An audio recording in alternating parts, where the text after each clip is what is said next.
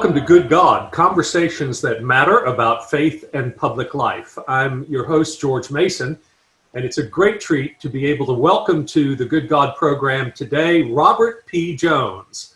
Robbie, glad to have you with us. Thanks, I'm glad to be here. Robbie is the author of White Too Long, The Legacy of White Supremacy in American Christianity. This book, hold it up a bit there. This book is receiving quite a bit of attention, and it comes on the heels of your most important book also from 2017, The End of White Christian America. Very highly regarded and award-winning work that really tracked the changing demographics of America and showed how that is changing the religious landscape as well. So now we come to this book, and this was really precipitated, I think, in you around the Charlottesville time, wasn't it? Did you talk about that? Yeah, absolutely. So that's right. I started working on this book in earnest in 2018. We've just passed this week the 3-year anniversary of the Charlottesville, so white supremacists marching in Charlottesville. So I think it was a combination of earlier things, Trayvon Martin, Dylan Roof, murdering African-American worshipers in Charleston. But I think the precipitating event that really pushed me into writing in earnest really was the Charlottesville, marches where, people were chanting these neo-Nazi slogans, blood and soil, and Jews will not replace us, and just so forwardly out there. And then, of course, killed one of the counter-protesters as well. And then, our president not being able to flatly condemn, white supremacists and talking about there being fine people on both sides. Well, I should say that you've approached this both from a scholarly and statistical sort of approach, which fits, of course, the fact that I neglected to say you are the CEO and founder of the Public Religion Research Institute. And so a lot of the work you do is really with polls and with trying to track public opinion on religious attitudes and the like. But also you come to this out of a lot of personal experience. Growing up in Mississippi College, like me, a little after me, you attended Southwestern Baptist Theological Seminary, got your Master of Divinity degree there, and then a PhD in religion at Emory. So you're a child of the South also. And so a lot of this was, as you read in White Too Long, a very personal story for you about sort of a discovery of what was going on in your religious upbringing. Can you talk more about that? Sure. I was that kid who was at church like 5 days a week, growing up. I mean, I was there Sunday morning, Sunday night, Monday night visitation, and Tuesday night Bible study, and Wednesday night, spaghetti dinner. And this will sound very familiar to any of your Baptist, listeners. Right. But that was my experience growing up and all the way through high school. And so, but what was remarkable to me, reflecting back really on that childhood, was, that I never really heard anything through that entire time of hearing, 2 sermons a week, at least a couple of Bible studies a week, Sunday school education, really anything about civil rights, about, or about white resistance to civil rights, or, and this may be the most remarkable thing, being a Southern Baptist, about the genesis story of our own denomination, that our denomination was our reason to be, and the reason we're called the Southern Baptist Convention was that we split from the Northern Baptists over the issue of slavery, and specifically that the Southern churches put forward a candidate for the mission field that was a slave owner and really forced the issue. And when the Northern churches rejected it, basically took our toys and went home and formed the Southern Baptist Convention, which, as doesn't remain, it's not like some fringe Southern movement. I mean, it goes on to be the largest Protestant denomination in the country by the middle of the 20th century. Well, and it's interesting to think about the origin of the Southern Baptist Convention in 1845.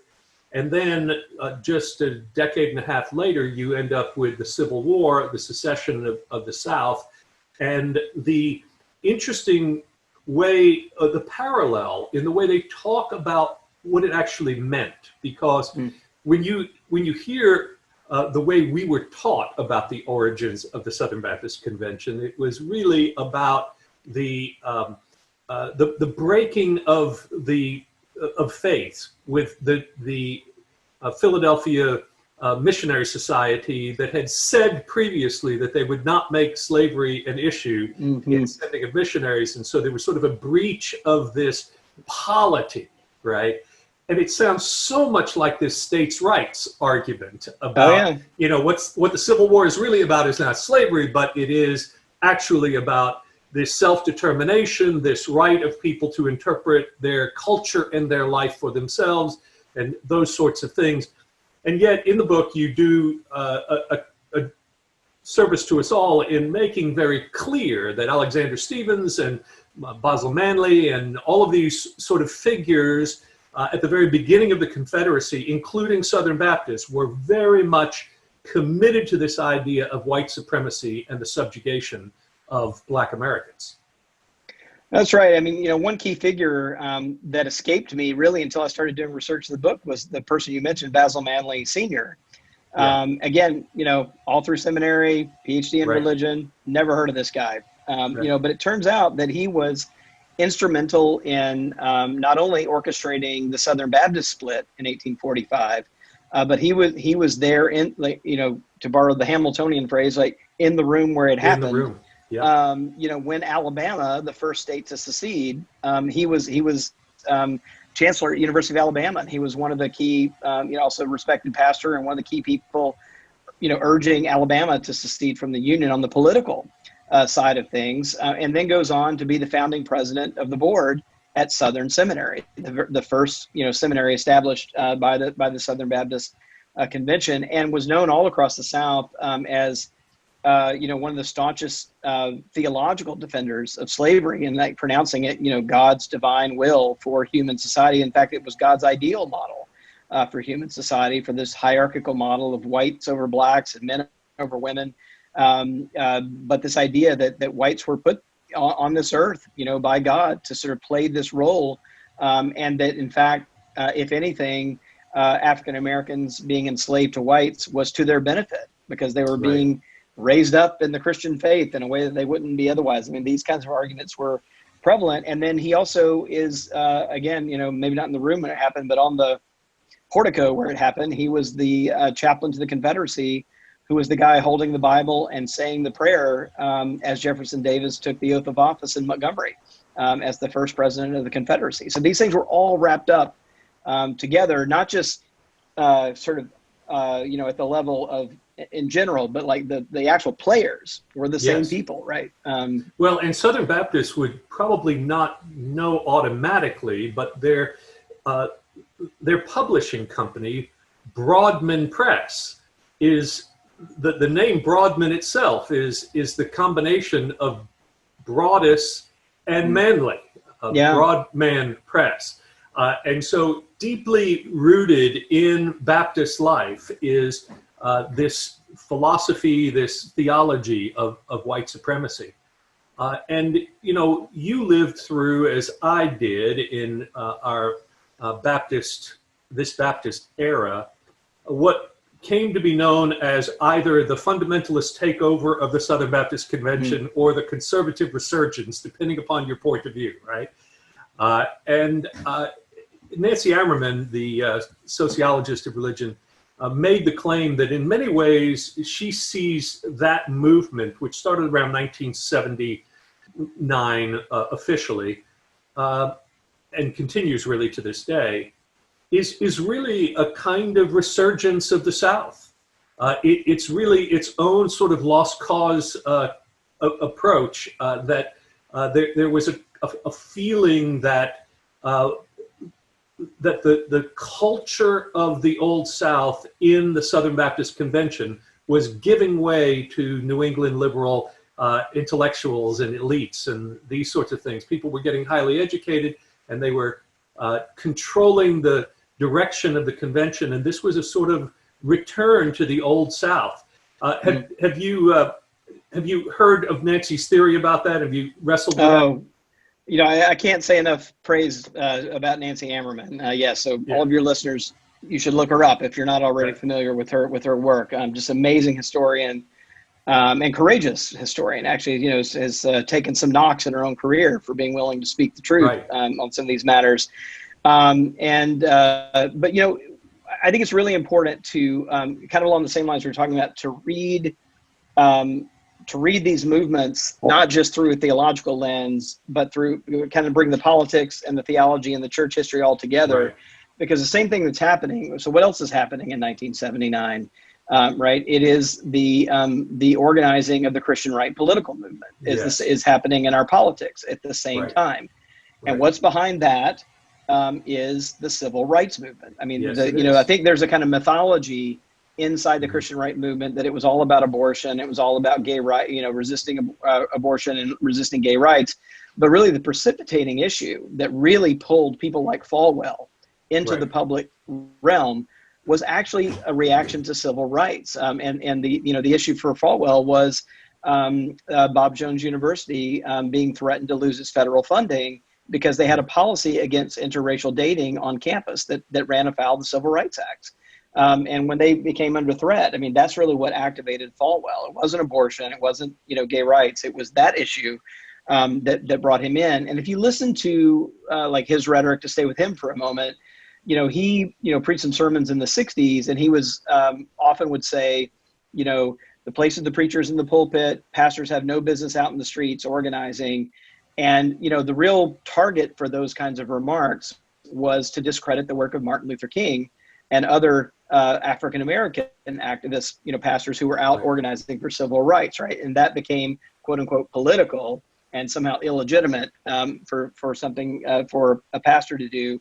But once white institutions start getting threatened, he's totally fine, right? To kind of to put that away, and then to talk about the real need for white Christians to organize. But it's around protecting, white institutions, and ultimately behind that, it is again a kind of theology and a ideology of white supremacy. Well, and if you listen to Frankie Schaeffer's account of those days and the formation of the moral majority, this is the son of Francis Schaeffer, who again in Hamiltonian language was in the room.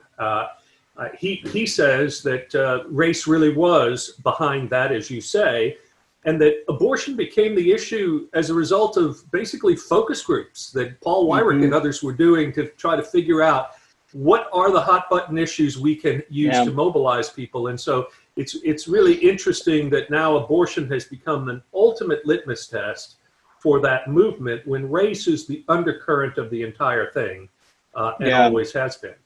So, well, it's certainly notable. I mean, after Roe v. Wade, the Roe v. Wade decision, the Southern Baptist Convention actually praised the decision in its first meeting after that, right? So it again, you're right. It gets kind of grafted on to the movement after the fact, but it's not something there. I mean, at that point, George H.W. Bush praised the decision. The Southern Baptist Convention praised the decision, and largely it's because white Protestants saw it as a Catholic issue, along with contraception, and didn't really even take it to be something that's internal to their kind of, or at least their highest political concerns. And again, they had been really activated around race. And just one more point on this is, if you have any doubts about the success of, what came to be called the Southern strategy after the Civil Rights Acts, because what essentially, you can look at the composition of the political parties today. So what, essentially happened was the Democratic Party becomes associated as the party of civil rights. And then you have, in pretty short order, and spurred along by a very intentional political strategy among GOP activists to foster basic white racial grievances as a way of kind of collecting votes and moving people from the Democratic Party to the Republican Party. And by the time we get to Reagan, we really have this, really between, the late 60s and 1979, 1980, you have an almost complete flip in the South, where white Southerners and white Christian Southerners really have moved from being solid Democrats to being solid Republicans. And again, the precipitating issue is the civil rights issue that really causes that shift. And today, this gap has continued to get wider. And today, like I said, in my day job, I'm crunching numbers all the time. I was just talking to a reporter about this the other day, that today the Republican Party is about 70% white and Christian, and the Democratic Party is just about a third white and Christian, right? So the Republican Party is basically twice as white and Christian, and increasingly becoming homogeneous in a way, and it's a direct result of this legacy of a kind of Southern strategy, hemmed on by millions and millions of dollars every 4 years when we have a presidential election, and then with this kind of inertia and initial thrust out of reactions to the civil rights movement. Well, the title of the book is not really about saying that the demographics of American culture are changing and it's not going to be white much longer. It actually comes from a remarkable quotation of the writer James Baldwin, and I actually quoted your book and this quotation in my sermon for this coming Sunday. Baldwin says in this New York Times piece in 1968, "I will flatly say that the bulk of this country's white population impresses me and has so impressed me for a very long time as being beyond any conceivable hope of moral rehabilitation. They have been white, if I may so put it, too long." So if you're talking to people in places like where you grew up, Robbie, and where I serve here in Dallas today, many of them are conservative Republican Christians, maybe not mean-spirited and don't think of themselves as people who would support the notion of white supremacy. Yep. Yet what we have is this sort of embedded ideology of whiteness that is difficult to communicate. It is almost like the Buddhist parable of the young fish who swims up to the older fish and says, I've heard about this thing called the ocean. Where is it? And the old fish says, well, you're swimming in it. There is a sense that people have a hard time seeing what is right around them. It's the air we breathe. It's the water we drink. It's the way we live in a lack of self-consciousness about this notion of whiteness being really a social construct, not something natural or endemic. So how do you tell the story of how whiteness became a construct and how the church became, in a sense, a conductor of that? Tease out those origins and that story a little more as you do in the book for us. Yeah.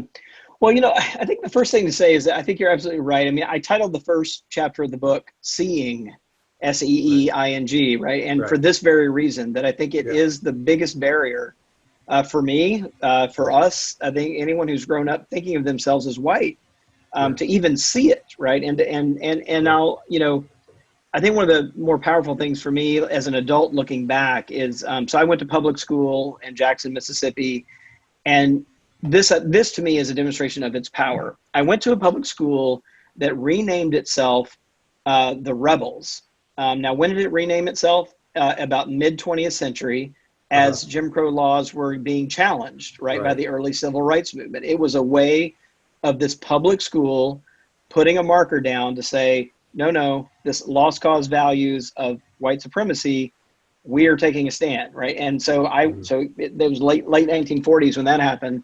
And I was in high school, 86 and 90, we were still the Rebels, and we were integrated school. It was about half black and half white. And it was pretty, it wasn't subtle. I mean, when the football team scored a touchdown, the band played Dixie, and a cheerleader ran up and down the sidelines with a rebel flag. Our insignia, our mascot was Colonel Reb, a kind of Confederate soldier, kind of aristocratic Confederate soldier. So it was so overt, right? And yet here I was going to church all those times a week, going to this public school with my integrated, African-American friends all around me playing sports. And I hardly thought about it. Like it just was invisible to me. Like it was not interrogated at all. And I think that's really the power of kind of being in it. is that it becomes, but one of the things I've thought about is, to me, what has helped me, I think, just to be personal about it, is when I've experienced a great dissonance between me and an African-American friend, or when I look at the data and I see this great distance between white Christian attitudes and African-American Christian attitudes, it should mean to us that something's up, right? Something's awry. And so if we start like not from because I think the biggest hurdle is to kind of, the two things I think to overcome are a kind of knee-jerk defensiveness and an insistence on holding on to a kind of purity and innocence, right, in our own narratives. But we've got good Christian resources for not holding on to those things, right? Right. Just even, it doesn't get a lot of play, but I think even if we were to recover a more sociological way of thinking about original sin, for example, right? I mean, the church that we inherit, the theology that we inherit is always broken, right? To some extent, right? Because it's been handed to us with human hands, and those human hands never quite get it all right. And so even if we just take that little window of humility, I think it should put us in a position to not defend to the death every jot and tittle of the theology that we've been handed, but and particularly when we realize that for example, I mean just as recently as the 1960s, we had Ross Barnett, the kind of segregationist governor of Mississippi, but who was also the very widely respected teacher of the men's Sunday school at the very powerful First Baptist Church in Jackson. Right. And had him saying in public, God was the original segregationist, just flat out, right? That's not that long ago. I mean, that's my parents' generation. And to realize that if it was that broken that recently, right, we've got some work to do, I think, and we shouldn't be surprised, I think, that we have some real work to do. So I'm not sure if you're familiar with this story, but during the 1980s, mid-1980s, there was a peace committee in the Southern Baptist Convention trying to get the moderates and conservatives to have a meeting of the minds and stop the fighting and figure out how to live together and all of that. And the two leading lights representing the two groups were Cecil Sherman on the moderate side and Adrian Rogers, the pastor of the Bellevue Baptist Church outside of Memphis, Tennessee.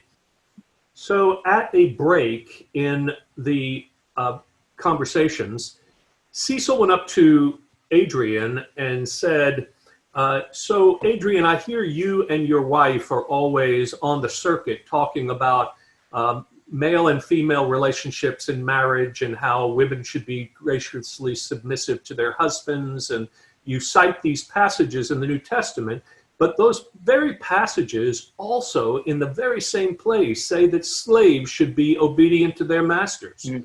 So if you want to take literally for today the part about marriage and men and women, what do you do about that part about slavery and their masters? Adrian, he says, paused and looked at him and said, well, I think slavery is a much maligned institution. We would not have the welfare problems we have today in this country if we still had slavery. Now, this is the mid to late 1980s, Robbie, right? Yeah. And if you look at the church that he built there in Memphis, I defy anybody to drive up to that church and not see a plantation set on a hill. I've been there. Yeah. Right? You know what I'm talking about? Yeah. Okay.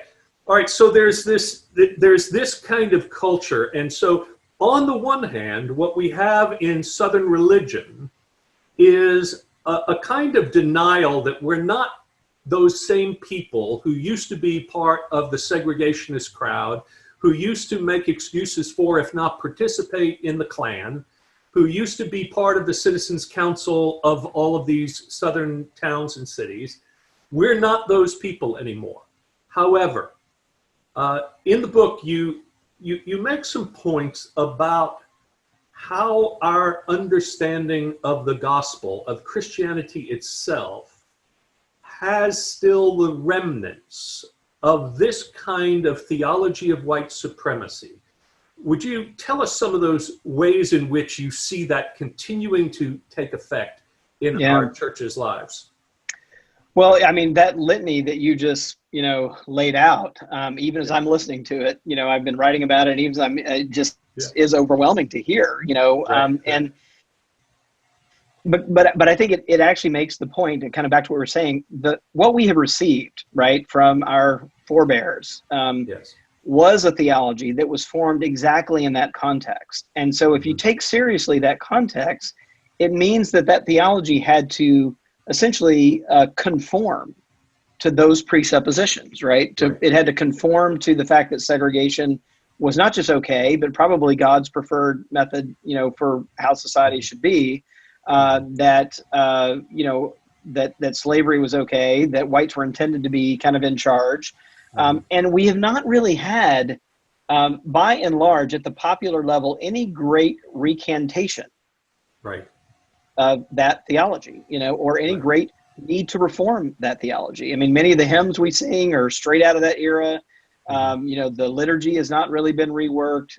But if you think about uh, just how wrong we got it, on Yeah. this Yeah. issue of race, you would think there would have been a great reckoning with that theology, and it just hasn't really happened. I mean, the fights over theology haven't been about that. They haven't been about whether so we got it so wrong on this. What does it mean for the fundamental thing? So in the book, I even take on and look at something as central to evangelical theology as a personal relationship with Jesus, right? Which is, Yes. Right. there's anything, you and I heard growing up, I mean, on a Right. weekly basis, it was that, religion is about salvation, and salvation is about this personal relationship with Jesus, and that every person, had to make this decision for themselves. But the challenge with that is that it was the kind of thing that you could simultaneously have a very good relationship with Jesus and be a segregationist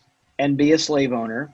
And that understanding of that personal relationship with Jesus had no bearing on those Yes. questions, Right. and that ought to deeply trouble us, Right. I think, and so I guess what I'm calling for is, if you interrogate what happens there, is that it does mean that there's this kind of hyper individualistic way that religion gets constrained into this very personal interior kind of box. And so then the things happening outside the church, the inequalities, the Hmm. injustices, really have no toehold, right, to kind of gain any traction. Because if it's just me and Jesus, and I feel pretty good about my pious, my quiet time, my prayer life, my Bible reading, all of that, none of that shakes the foundations of my presuppositions, and it just hermetically seals off religion from the deep questions of justice and equality in society. And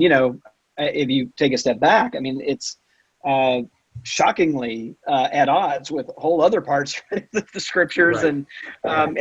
But I think about this line, and writing the book, I thought a lot about this line from Martin Luther King's letter from Birmingham jail.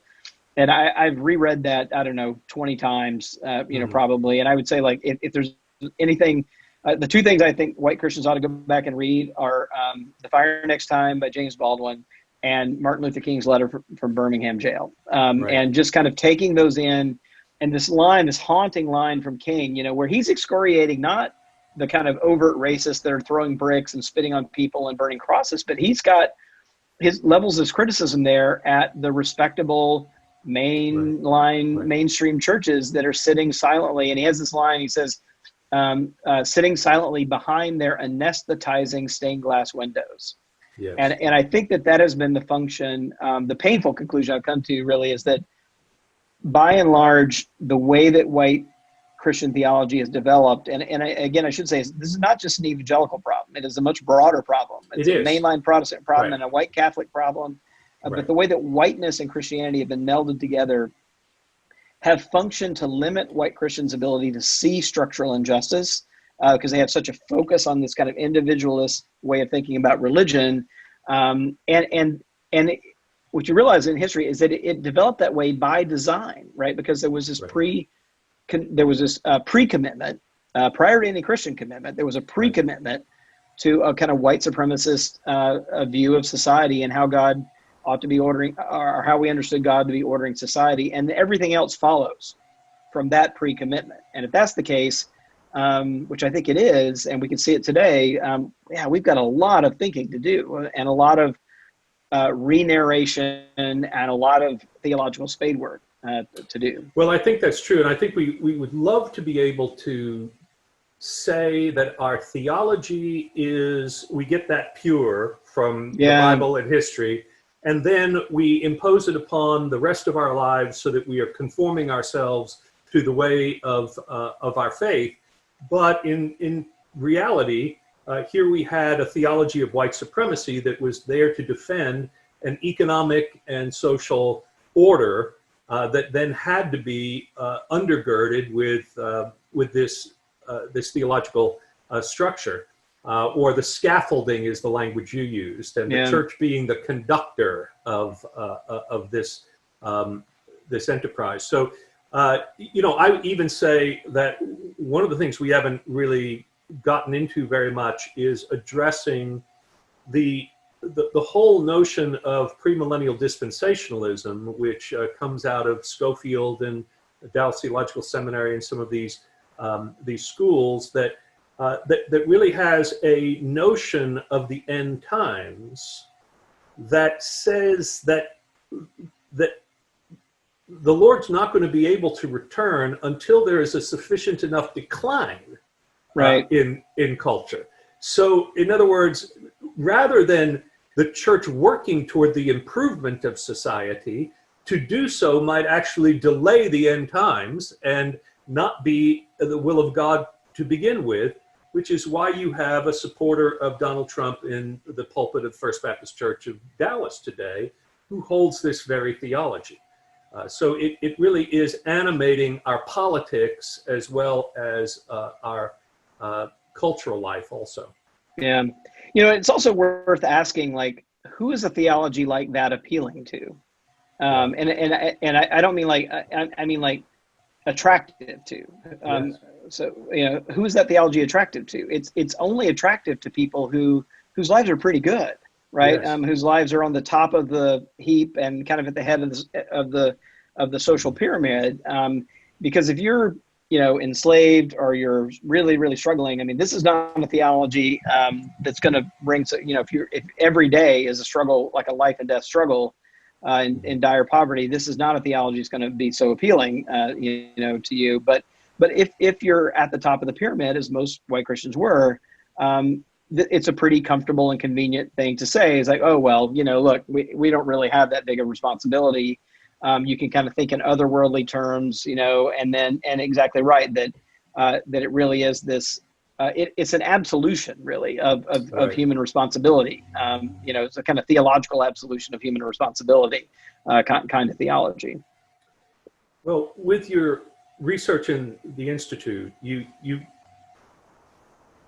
lead us to confront a discouraging statistic, and that is that there is a positive correlation, or maybe we could say negative correlation in a sense, but there is a correlation between church attendance and racial prejudice.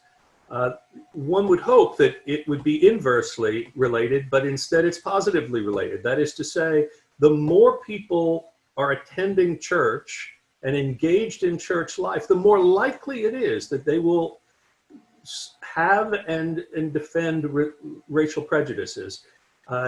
It's an extraordinary finding and a discouraging one for church leaders, I would say, who are wanting to believe that the church can be part of the solution instead of the problem.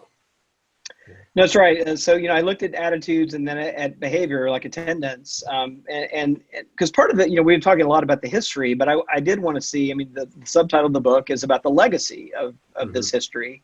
So how is it with us today? And so one of the things, you know, I then sort of put on my social science hat and look at the current public opinion data. And one of the ways to kind of get it clear on this picture is I compared the views of white Christians to whites who were not Christian, right? So even within the white population, you can see this enormous gap whenever you're asking anything around structural racism. So, and I made sure that I tried to build a pretty broad measure for this, because obviously asking about attitudes around race is fairly sensitive.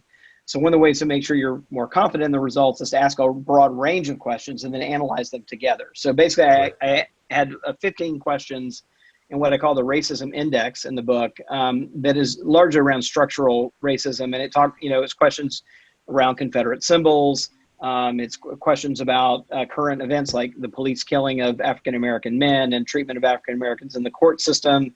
It's broad measures about whether or not past discrimination carries into its effects into today, in terms of differential, wealth and economic outcomes between African-Americans and whites, and then some general questions on racism. Anyway, when I built all that out, there was just this remarkable gap, and on the questions all together, and even the individual questions, we would regularly see 30 percentage point differences between white Christians and whites who are unaffiliated, and not in the direction you'd think. It's actually whites who are not Christian or religiously unaffiliated, whose views are much closer to African Americans than white Christians. So just to make it really concrete, on the question of around, that we've all been wrestling with after the killing of George Floyd by the Minneapolis police, the killing of African American. We had a question that says, do you think the killing of African American men by police are isolated incidents, or are they part of a pattern of how police treat African Americans? On that question, we have whites who are Christian, and again, not just evangelicals, but white mainline Protestants, more Episcopalians, Presbyterians, and also white Catholics are about twice as likely as whites who are religiously unaffiliated to say they are isolated incidents. In other words, they have a real difficulty connecting the dots between these incidents. On Confederate monuments and flags, very similar thing, about a 30-point spread between white Christians of all kinds and whites who are unaffiliated, who are much closer to the views of African Americans. White Christians are much more likely to say Confederate symbols, for example, are just symbols of Southern pride rather than symbols of racism. So I put a bunch of questions like that, 15 questions together, and even there you see this kind of composite view, and I scored that index on kind of 0 to 10, and white evangelicals score the highest on this racism index. They score 8 out of 10 on this composite measure. But here's the kicker. White mainline Protestants, right, who are more prevalent in the Northeast and the Midwest, and white Catholics who are more prevalent in the Northeast, score 7 out of 10. On this index, and whites who are unaffiliated score 4 out of 10, and African Americans score 2, right? So that kind of tells you where the spread is. So I really take that seriously as a way of kind of showing how this legacy plays and shapes, and I think creates blind spots for white Christians, and really blinds them and hinders their ability to see structural racism. Well, as we conclude our time together, and thank you for being with me in this, it's a beautiful book, but I want to end with some hope, because your last chapter actually gives us some pointers toward acts of hope, I would say, where the church is helping to lead the way in these difficult conversations about how we find our way out of this into a new place. And I'm happy to say that you chose Macon as one of the ways to look at that, because the First Baptist Church of Christ and the First Baptist Church of Macon share a sort of a green area of commons between their two churches. And one is a white church historically, and the other was built by the white church, the black church, and they are finding their ways together. One of our former pastoral residents at Wilshire Baptist, Scott Dickinson, is the pastor at the predominantly white church. And so that's a hopeful story that we're seeing. And you were impressed by that. What are some of the things that impress you about how they are making a new path there in Macon with this? Yeah, no, it's exactly right. So Macon, I should say, is both of my parents' hometown, and still have relatives there. In fact, my cousin has a law office right across the street from First Baptist Church in Christ. There, so I see it from their lawn. But and the church that my parents grew up in is actually was started by First Baptist Church in Christ over at East Macon. But what I found, I think, hopeful in this work is that you had essentially two churches that share a very fraught history. I mean, the African American church was essentially the descendants of slaves, of enslaved people who were owned by, the members of the white church. But they've been sitting around the corner for each other from like 150 years, mostly ignoring each other's, presence. I think it just been, nothing, no animosity, but just a kind of like completely different worlds. And, a little more than 5 years ago, Scott Dickinson and James Goolsby, who's the pastor of what goes by First Baptist Church on New Street, both kind of looked at each other and was like, what are we doing? And let's talk about this. And with some support from, I know the group that you've been involved with, the New Baptist Covenant, and other churches, decided to form a covenant between the two churches. And that was a covenant to really be in conversation. And they have slowly, I think, built through potlucks and Easter egg rolls and conversations, on the green, a kind of fellowship between these two churches, that is ongoing. And what I love about this story is that it's not an easy story. It's not a kind of quick, now everything's fixed. It's a journey. Kumbaya, let's just trade pulpits and it's a hard journey. There's some really, moving episodes. I mean, that like just one real quickly, that they recently took a joint trip to Montgomery, to see the work that the Equal Justice Initiative there has done for the National Memorial for Peace and Healing, which is the memorial to the victims of lynching in the country. Now that's a pretty tough trip to take with an integrated, group of folks. But they did that and actually came back and had a reflection service around it. And I think it has really changed. And particularly it has brought, I think, to the predominantly white church, some really difficult conversations about that history and what it means. But I think they're walking that path and they're walking it together. And I know there are other churches around the country, who share similar kinds of history that are taking up this challenge. And I think it's that kind of work on the ground that's really going to make the difference in the long run. I think it is too. And I think the thing that impresses me about what they've done in Macon is that they have not shied away from actually confronting their history. Yeah. Because Scott and the white church has gone back into its records and realized that the building of the church for the Black First Baptist Church was done out of the sale of slaves from their own church, which is to say, in order to build that church, they broke up families. They treated human beings as property and then built the church that separated the races for all this last century and a half. And so now they're really confronting also the question of reparations. How do they not just come together in fellowship, but how do they correct that history in some meaningful way? Yeah. Well, I'll say one last thing along those lines, because I think it's important. I think one of the things I learned from studying, the work that Scott and James are doing down there and the congregations are doing there is that one thing I got clear on was that white churches, I think, have to be really careful about reaching for this word that gets thrown around for reconciliation, right? While skipping the question of justice or restitution. And so one of the things I think I learned from watching them is how important that is, for white Christians who ultimately want to reach reconciliation. But I think it's got to be really clear that the path to reconciliation has to go through the kind of valley of justice and repair, and the repairing the damage question is a really important one, and one that I think we can't skip.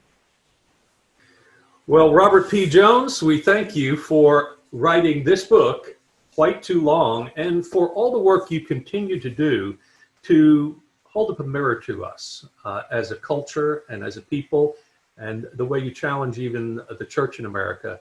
Thank you for your faith and for your good work at the same time. Thanks, George. Yeah, thanks for your voice as well. Appreciate it. Okay. God bless. Thanks for being on Good God. Thank you. Yep. See ya. Bye-bye.